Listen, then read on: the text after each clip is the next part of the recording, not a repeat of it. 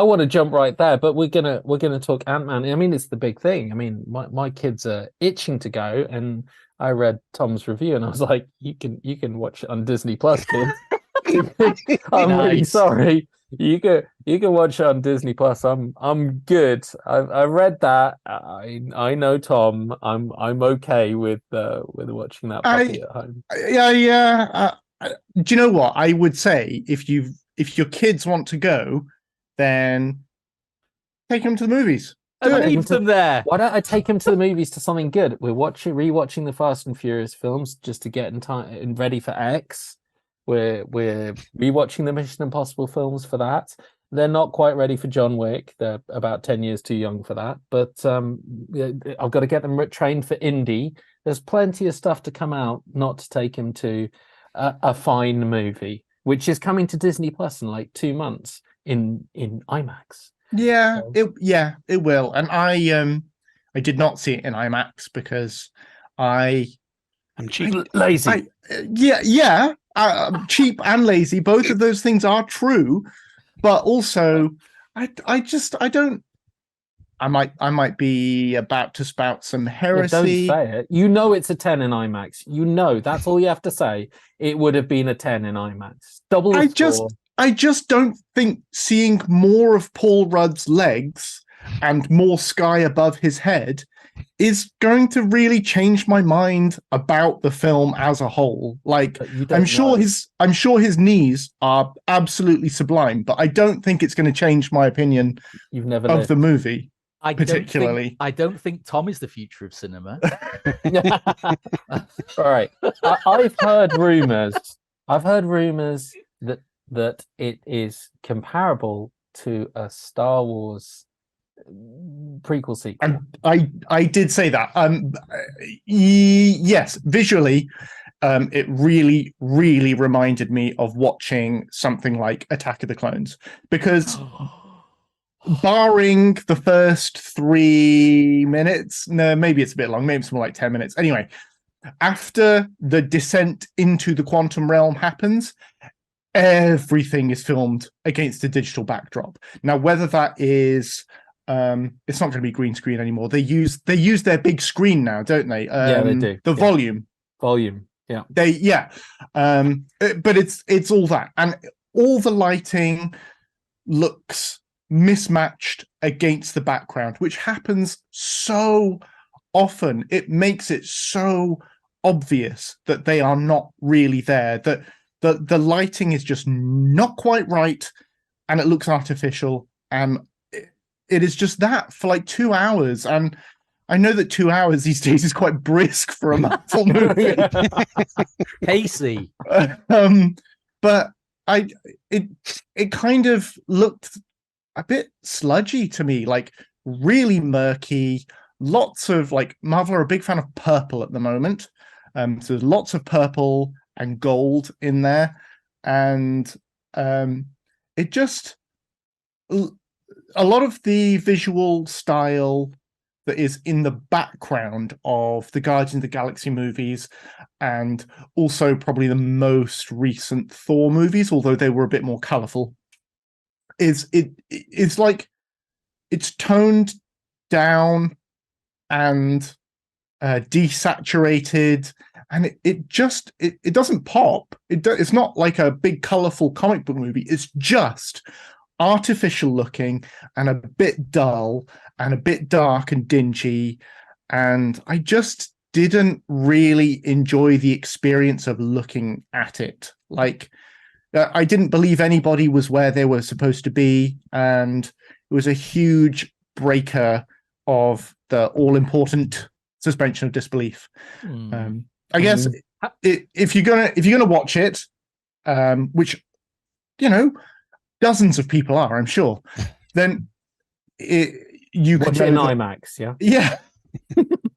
you may as well. It costs you more money for a bit of extra legroom. How was Jonathan Majors? Jonathan Majors as Kang. John Major, the new big bad. How was John Major was really good. No, he's good in everything. He's good in everything. He looks a beast in Creed 3. I have no problem with Jonathan Majors at all. And even though Kang, I guess I'll just say a little bit about the film, which is that the idea is that Scott Lang's daughter has become a quantum physicist during the blip. Nice. Yeah, I can see that. That's how she greeted him at the door. Yeah. Yeah. And she has discovered a way to communicate with the quantum realm, which is like a miniature universe, a subatomic full universe populated with people and buildings and breathable air or something.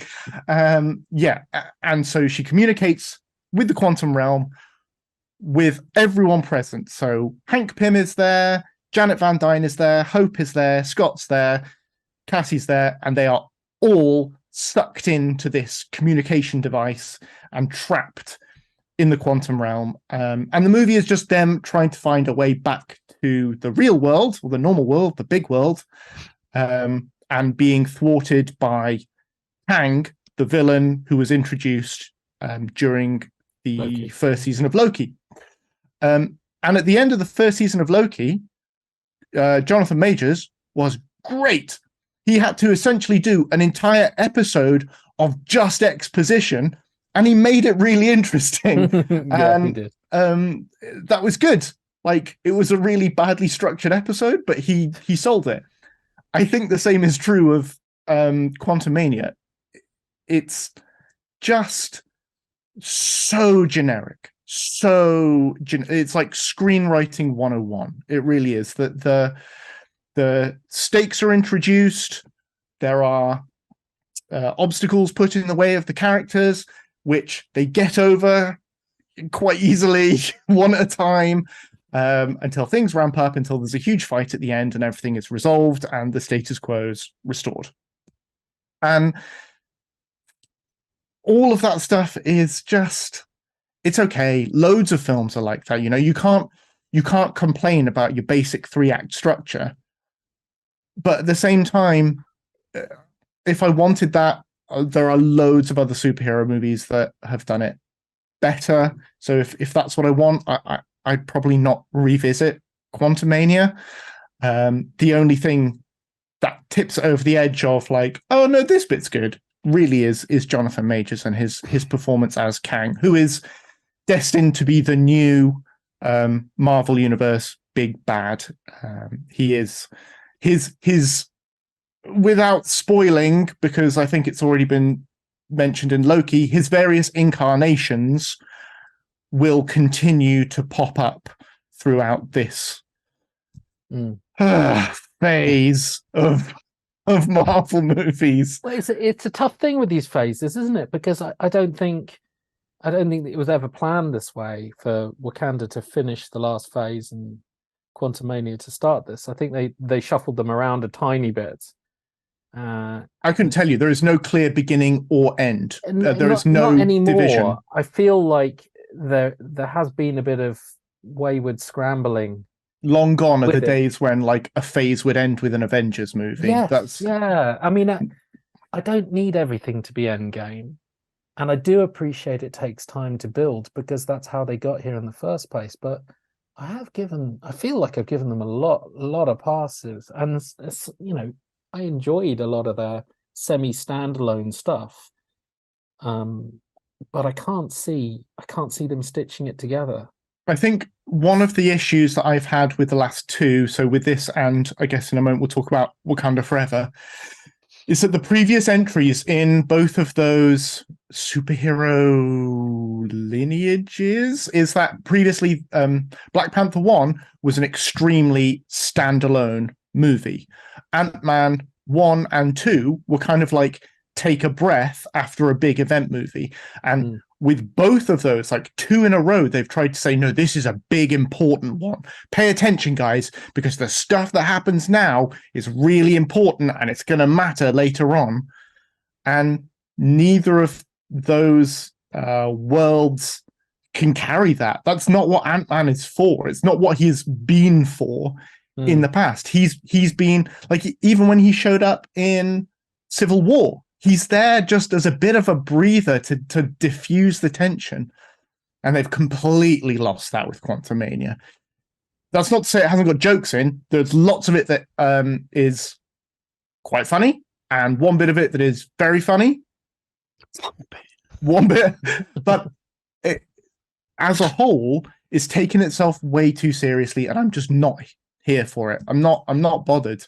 What I was hoping for was something like Ant-Man or Ant-Man and the Wasp, where I could sit and watch it and forget about it and not care that I'm just forgetting about it. Whereas by the end of Quantumania, I had forgotten some of the stuff that was in the first 30 minutes, and that kind of annoyed me because I was like, oh no, is that going to be important later? It probably is. I was only reminded it happened when an actor's name came up in the credits, and I was like, oh yeah, they're in it. Oh, what? Oh, okay, right. Yeah, I'd forgotten that. It was only 90 minutes ago, but I've already forgotten that. And that's my whole issue with Quantumania. Did you even finish Wakanda?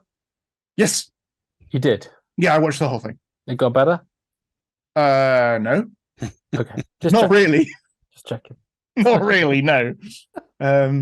So at least they explained the tiny wings thing. I think I think it might be at the stage now, Kaz, where I'm probably the wrong person to be reviewing anything that is like people enjoy.